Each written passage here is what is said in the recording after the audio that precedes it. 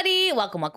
It's Rin Nakazawa here, and today we're going to be getting into some VTuber Newsy news. But before we do, please make sure to smash subscribe, hit the like, ring the bell. And guys, do you know that I stream on Twitch? Head on over to Twitch, and if you're at work, leave me a lurk. Okay, guys, on to our very first piece of newsy news. This is VShojo, and VShojo was a US-based VTuber agency headquartered in San Francisco. And within VShojo, there was a talent named Ironmouse, and Ironmouse is a female American VTuber from Puerto Rico. In July 2025, she left VShojo and continued on as an independent VTuber. So why are we talking about VShojo and Ironmouse? Well, guys, Ironmouse has been having a bit of a battle here. So this is posted on the VShojo subreddit. This is posted by Inside Program, and it says, here is Mouse talking about her battle over her song's ownership. So let's take a listen. So the issue that I'm having now is all of the songs that I published before, the ownership of the songs.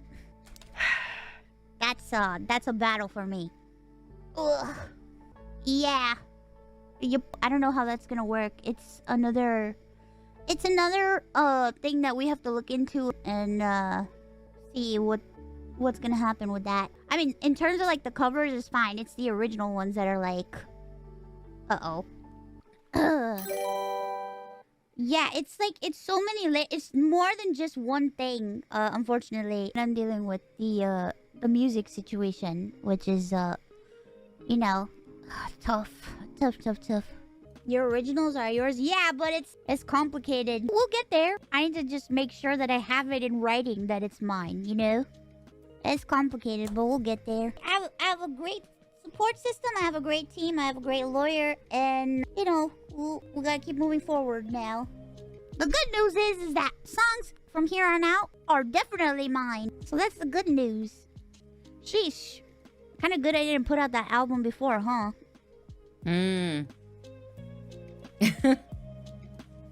Good thing I waited. It's a good thing I waited. How can I explain this without going too much? I can just say, in Minecraft, allegedly, sometimes you think you're agreeing to something, but then other stuff gets sneaked in where you didn't originally know that it was there, and you could have sworn it wasn't there before, but then, you know, after the fact, somehow there's something there, and it's just like, what? Where it's like, whoa, I did not know that this was happening in this mod pack. You didn't know that it was happening in this mod pack, and you could have sworn you downloaded a mod pack with all the components that you wanted, but then after the fact, you realize, hey, what's all this extra in this mod pack that I did not agree to upon downloading? Yeah, it's a very complicated Minecraft game. This mod pack is crazy. I'm talking about Minecraft, guys. What are you talking about? We're talking about Minecraft. Chill out. Oh boy. Guys, the things I could tell you about Minecraft, you guys would not believe. But I won't say anything else.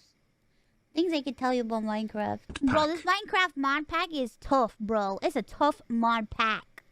It's hard. I don't even like the mod pack.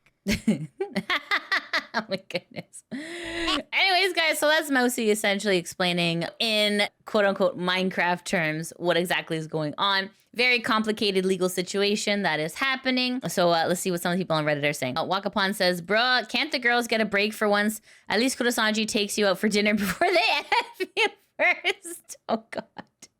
Oh my goodness. So yeah, music rights are very complicated, especially in America. So anyways, guys, hopefully we'll just get more updates, but this is kind of like a little peek into what Mousy's feeling in regards to her song ownership. Okay, guys, on to our next piece of news. This is Giga, and Giga is an English VTuber. She joined VShojo in September of 2023, and then, of course, she left VShojo. So why are we talking about Giga? Well, guys, Giga is not doing great. So this is posted on Giga's X account on July 31st, around 4:48 a.m., and Giga says, I am once again trying to not crash out, but brother, ... Okay, what does this mean? Underneath, Kuro says, it's okay with this is fine, everything is on fire. So you're like, okay, what does this mean? So if you guys, so this is posted on the VShojo subreddit, posted by Don't Let's Start 19, saying, Giga gives an update on her VShojo merch. So then, Giga has now been given an Excel sheet from VShojo detailing how much of her leftover merch they have and a price she could pay to acquire said merch.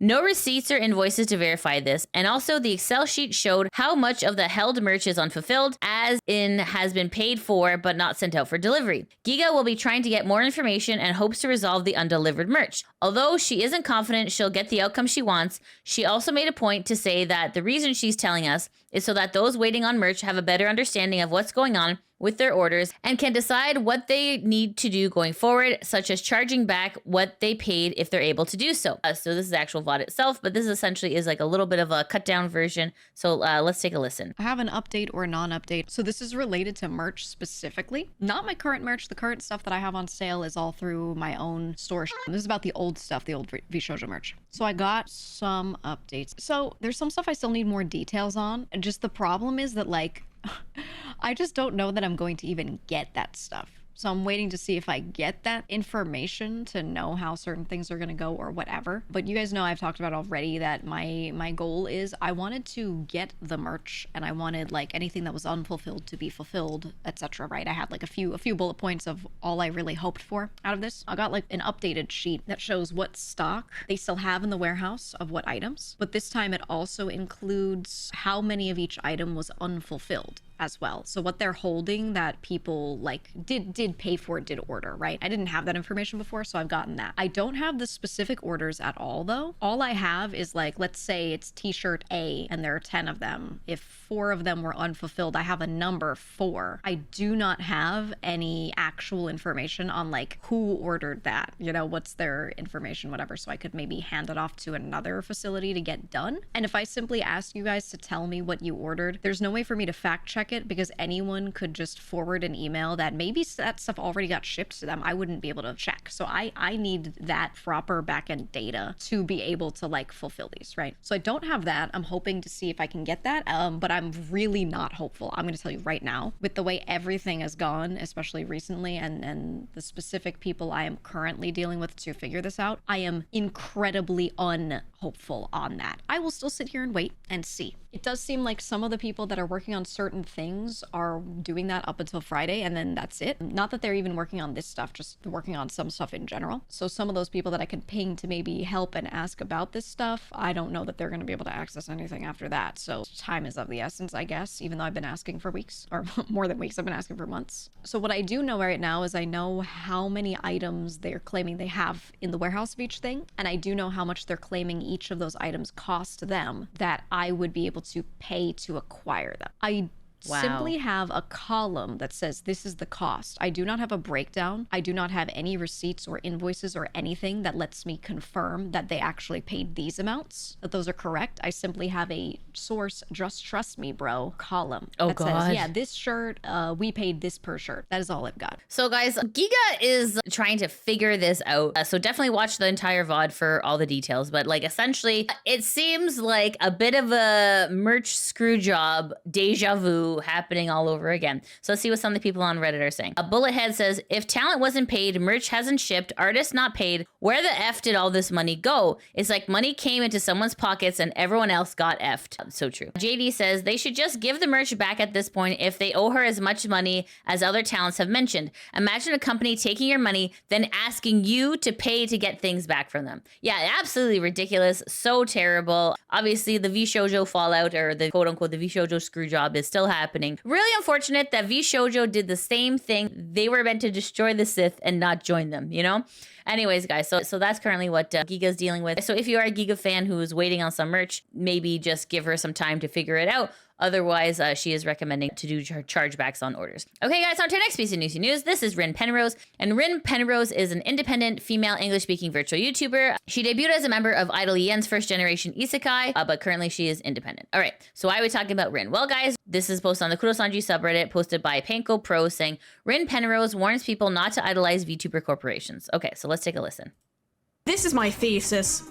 I do tell people this. It's important that you as a viewer make sure that you don't like idolize any one company in your head too much. I mean, I think this is just a good rule of life. Corporations are not your friend kind of deal. Because I've seen a lot of people, and I don't want to go too far into speculation here. I'm kind of concerned that this is going to get clipped and then people are going to be like, opinion bad. I'm like, yeah, well, most of my opinions aren't great. I've seen a lot of people being like, oh, VShojo was bad. And oh, like, these other companies, they've done these things, but Hololive is still good. Or there's going to be some other company where it's like, well, VShojo did this, but this company, they never seem like they do that. And VShojo didn't seem like they were going to not pay out $500,000 of charity money either. I think as fans, you probably only have the ability to see about 5% of what's going on. It feels like you can see more. That's most icebergs. I'm not saying like you can't support any agency. I'm just saying like be careful when you do. I think we do owe it to the people in these agencies who are under like NDA and stuff. I think we do owe it to them to have at least a little bit of skepticism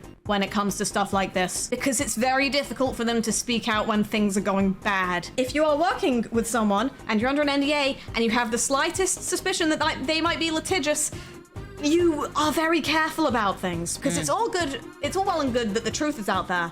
But if you've been bankrupted by legal fees and you can't put food on the table, at a certain point you do have to look out for yourself in order to do more good in the world. You can't set yourself on fire just to keep others warm, right? Like, these people need to be able to protect themselves before they are able to help protect others. So it is very difficult for people to come out about stuff like this. That's why it's always a situation, like a capital S situation. Like, the reason people have to make like Google Docs about that is because it is difficult to speak up. And if you speak up and you don't get the right level of attention as well, then you've just broken NDA and you've got nothing to show for it and you're kind of screwed. End of the day, I think it's just like, as long as you kind of try and put the talents first, that's probably the right thing to do. I have seen some people in all sorts of like these situations, company does bad thing. And it's like, why are the talents still there? Firstly, like, it's very scary to put yourself in the line of fire, especially if you are not making enough to afford legal counsel. If you are worried that you are going to get into a situation like that, of course you're not going to say anything. You want to be able to pay rent next week. It's concerning to put yourself in the line of fire and you don't know if you are actually going to make a difference or if you are just screwing yourself over. And also, yeah, sunk cost fallacy. I saw that Kason came out and said that she had not been paid since late last year. And she said that she had been sticking around in VShojo because she wanted to make sure she got her money. And yeah, that's why a lot of people stay as well, because they kind of get the impression, and I don't blame them for this, that if I leave, they are going to see that as a breach of contract or otherwise a reason not to give the money that they owe. It feels like you're just letting them get away with it, because they are usually told in this scenario, oh no, just wait a little bit more, like wait a little bit longer, we are going to get you your money. Because I think in a lot of situations the company kind of deludes themselves into believing that as well. Anyways, guys, that's Rin's advice about essentially not putting corporations first, but putting talents first,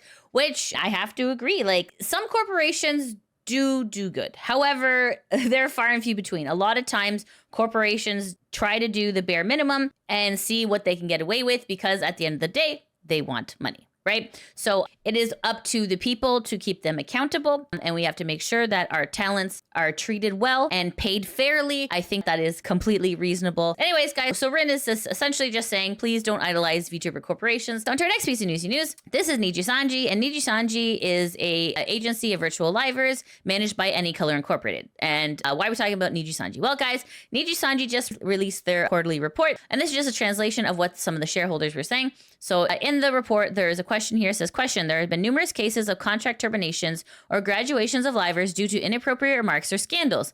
What measures are being taken to address this? So when it says Tanigo, they mean Riku Tazumi, who is the CEO. Okay, so let's continue. The most important thing is to have a system in place to prevent inappropriate remarks or scandals from occurring in the first place. For both talents and employees, we conduct compliance training, including content-related harassment, to ensure they thoroughly understand what is acceptable and what is not. If inappropriate behavior occurs, we form an appropriate team in accordance with internal regulations to consider response measures. After incidences of controversies or scandals, it's crucial to reflect and learn in order to enhance the company's awareness of issues and compliance consciousness. Reviewing training materials and considering whether we could have detected issues earlier are also important aspects for reassessing the company's awareness. Interesting that they mentioned this, because obviously what happened with Twisty and Aster, this probably prompted a shareholder to question this. How they handled that situation was not good. We still don't have the results of that investigation. Shocking. And I don't think we ever will get the results from that. But essentially, this all here is just a lip service, because we've